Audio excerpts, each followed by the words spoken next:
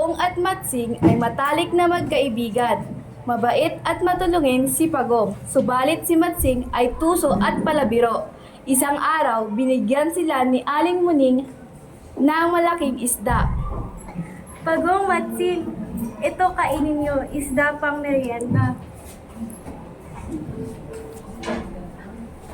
Wow, salamat, Aling Muling. Walang anuman, o sige, aalis na ako. Pakabusog kayo. Matsing, kainin na natin ito. Parang nangangamoy, panis na yan, Pagong. Titikman ko para masiguradong ito'y maputi pa bago mo ito makain. Oh, ito. Sinimulan tikman ni Matsing ang isda. Sa kakatikim nito, naubos niya ang isda.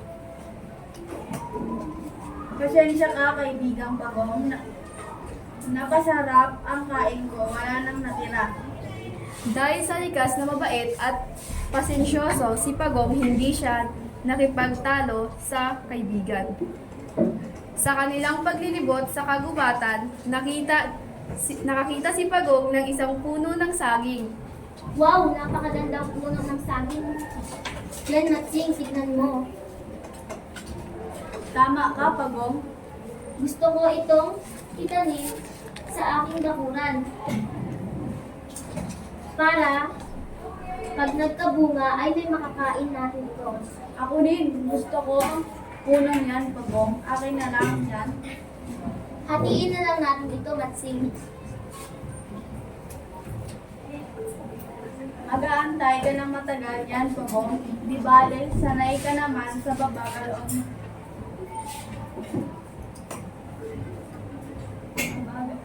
mabagal o maghantay. Sige, yung tirang ibaba na lang ang sa akin. Pagsisikapan, ito na lang itong tatubuin. Umuwing masaya si Matsing, dala ang maladahong bahagi ng puno. Samantala si Pagong ay malungkot sa dala niyang ibabang bahagi ng puno na may ugat. Habang nagtatanim si Pagong, ng kanyang halaman, biglang dumating si Tamaraw. Anong ginagawa mo, Pagong? Sinakanim ko itong ibabang bahagi ng puno ng saging na may ugat.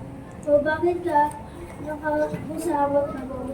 Kasi yung ibabang bahagi ang napunta sa akin. Samantala kay Matsing, ang maladahong itaas ng bahagi ng puno. Huwag kang mag-alala, Pagong. Mas tutubo ang sa iyo dahil may ugat ito. Alagaan mo lang ng mabuti at ito ay sisigla. Talaga ba? Salamat, Tamaraw.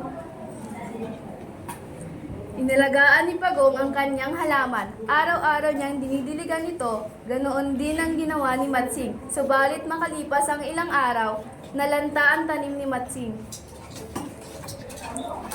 Bakit nagkaganto ang halaman ko?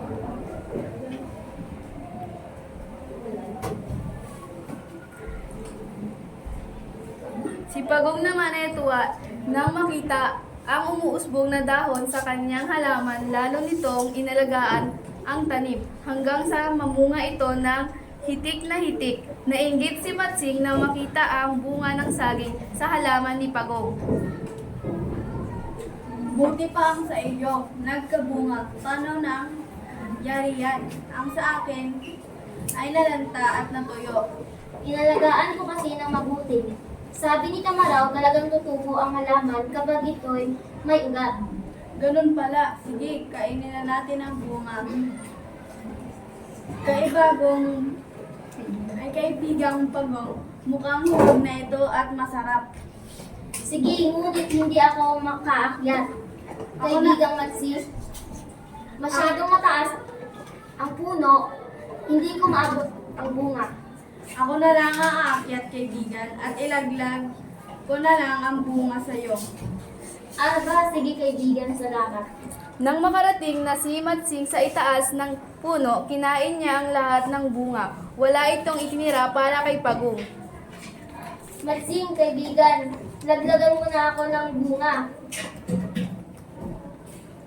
Pasensya ka na, Pagong. Gutom na kasi ako. Naubos ko na lahat ng bunga ng saging. Ha ha ha ha ha. At nakatulog si Matsing sa sobrang kabusugan. Galit na galit si Pagong.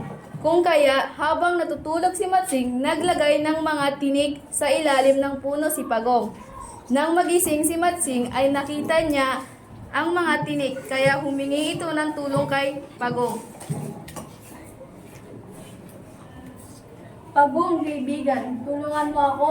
Alisin mo na ang mga tinik diyan sa baba. Magagabi na at parang uulan pa. Tulong, kaibigan. Ayoko, madamot ka kasi at sarili mo lang ang iniisip ko. Diyan ka na lang sa itaas at uuwi na ako. Mukhang uulan na. Pagong, huwag kang aalis. Tulungan mo ako, kaibigan. Pagong, hoy, Pagong, tulong. Makalipas ang sandali, nagsimulang bumuhos ang malakas na ulan. Walang nagawa si Matsing kundi bumaba sa puno ng saging. Aray, aray, aray, aray, aray. Daing ni Matsing sa sobrang sakit ng mga matutulis na tinik. Gagantihan kita, Pagong. Humanda ka. Kinabukasan, kahit maapdi pa rin ang sugat ni Matsing, ay hinanap niya si Pagong. Nakita niya ito na sa may kakahuyan. Kinuha ni Matsing si Pagong na takot na takot.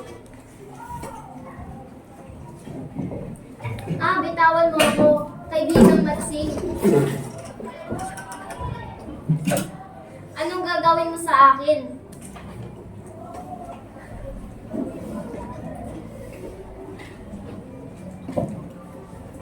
Ha ha ha ha.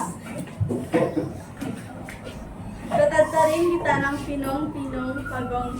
Ha. Nag-isip ng paraan si Pagong para maisahan ang tusong Matsing. Kaibigan, kapag ako'y iyong pinagkat, dadami lang ako at susugurin kita at kakainin kita. Napaisip si Matsing. Hindi susunugin na lang kita hanggang ikaw ay maging abo. Ramdam mo ba ang aking bahay na hawak mo? Hindi tatadlan ng apoy yan sa kapal at tibay nito. Napaisip muli si Matsing hanggang maisipan niyang pumunta sa dalampasigan. Tatapon na lang kita sa dalampasigan hanggang sa malunod ka. Ha ha ha ha ha. Kaibigan, wag maawa ka sa akin. Ayaw ko sa tubig, parang awa mo na. Tuwang-tuwa si Matsing sa pag-aakalang magagantihan niya na si Pagong. Todo lakas na inihagis ni Matsing si Pagong. Nagalit ito nang makitang marunong lumangoy si Pagong. Ang bilis-bilis ng pagkilos nito sa tubig. Naisahan din kita, Matsing. Gustong-gusto ko talagang lumangoy sa dalampasigan. Ang sarap.